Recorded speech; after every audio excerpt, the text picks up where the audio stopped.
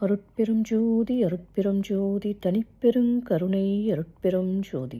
எல்லா உயிர்களும் இன்புற்று வாழ்க, வள்ளல் மலரடி வாழ்க வாழ்க.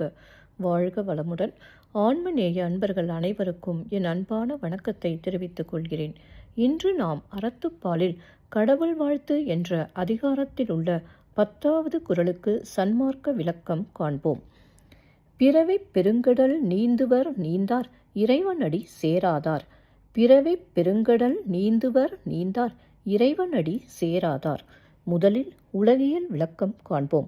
இறைவனுடைய திருவடிகளை பொருந்தி நினைக்கின்றவர் பிறவியாகிய பெரிய கடலை கடக்க முடியும், மற்றவர் கடக்க முடியாது. இப்பொழுது சன்மார்க்க விளக்கத்தை காண்போம். பிறவாமை என்ற மரணமில்லா பெருவாழ்வை தரக்கூடிய இறைவன் நம் சிர நடுவில், அதாவது புருவ மத்தியின் உள் நடுவே உள்ளான். அவன் திருவடிகளை பற்றியவர்கள் பிறவிப் பெருங்கடலாக உள்ள பிறப்பு இறப்பு என்ற சுழற்சியிலிருந்து விடுபடுவர்.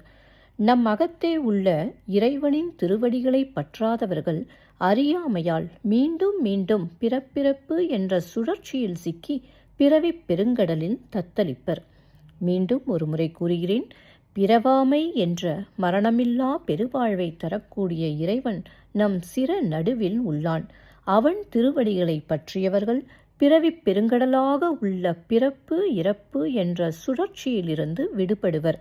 நம் அகத்தே உள்ள இறைவனின் திருவடிகளை பற்றாதவர்கள் அறியாமையால் மீண்டும் மீண்டும் பிறப்பிறப்பு என்ற சுழற்சியில் சிக்கி பிறவிப் பெருங்கடலில் தத்தளிப்பர்.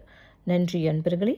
மீண்டும் அடுத்த பதிவில் உங்களை சந்திக்கும் வரை உங்களிடமிருந்து விடைபெறுவது திருமதி பாரதி சேகர். வாழ்க வளமுடன்.